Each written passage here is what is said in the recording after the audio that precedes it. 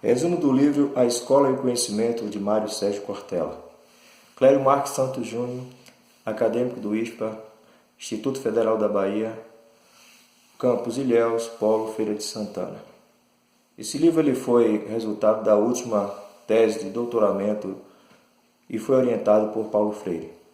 Tem como objetivo demonstrar que o conhecimento é uma construção cultural e que a escola tem um comprometimento político e de caráter ao mesmo tempo conservador e inovador. O capítulo 1, Humanidade, Cultura e Conhecimento, tem uma natureza mais geral, buscando estabelecer as bases da antropologia filosófica, na qual se reflete sobre a presença do homem na realidade e, dentro desta, o lugar do conhecimento como produto da cultura. O homem evoluiu de maneira singular. Ele transforma o mundo ao seu redor para o seu benefício, através do trabalho que gera a cultura. A cultura gera os valores. Os valores, eles não são eternos, eles variam de lugar e de época, estando sempre em construção.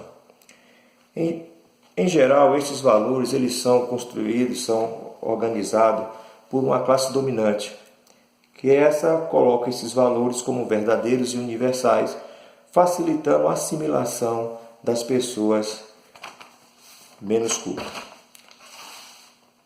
A educação ela deve observar os valores e fazer uma pergunta: o que deve ser conservado e o que deve ser inovado ou transformado?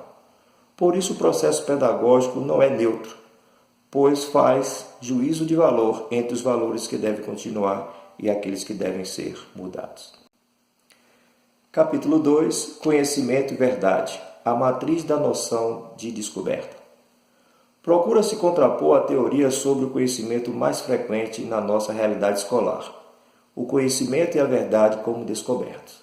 Cortella faz uma viagem no berço do pensamento ocidental, a Grécia. A concepção de verdade transformou-se através dos tempos, desde o mito à filosofia, passando por Sócrates, Platão, Aristóteles, Santo Agostinho, Tomás de Aquino, Spinoza, Kant e outros mais. Todos esses pensadores, eles tentavam de uma forma explicar o que é verdade.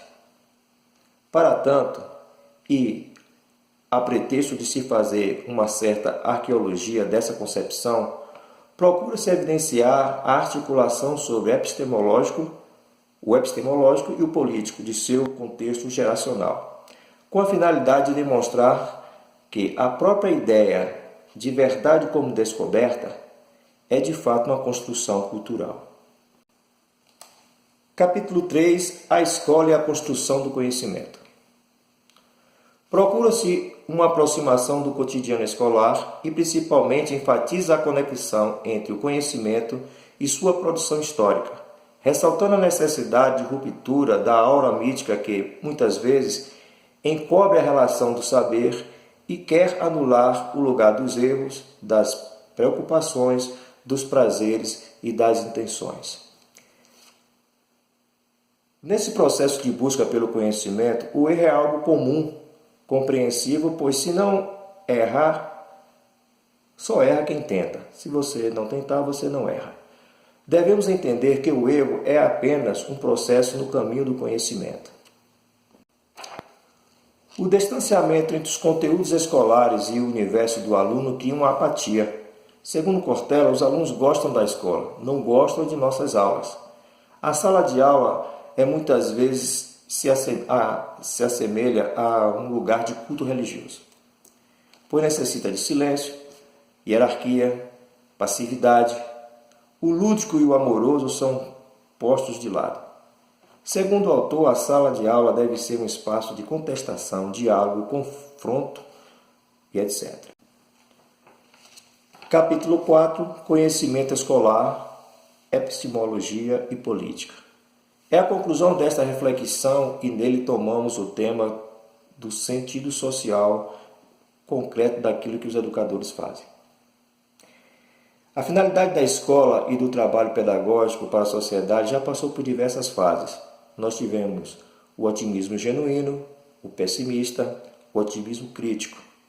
Para fazer pedagogia não basta gostar de criança, pois fica uma pergunta: De que ou de qual criança você gosta? Da limpinha bem alimentada ou da que não possui nem material escolar? Pois há uma grande influência nas condições de vida do aluno e em seu desempenho escolar. Cortella entende o fracasso da escola brasileira não como uma tragédia, mas como um projeto bem orquestrado por uma elite gananciosa, grupos políticos imorais e uma classe média anestesiada. O autor chama esse processo ou esse projeto de pedagocídio. Pedagocídio possui causa extra e intraescolar, certo? Nas causas extraescolares, o professor não tem muito o que fazer, mas nas causas intraescolares é seu dever atuar para transformá-la.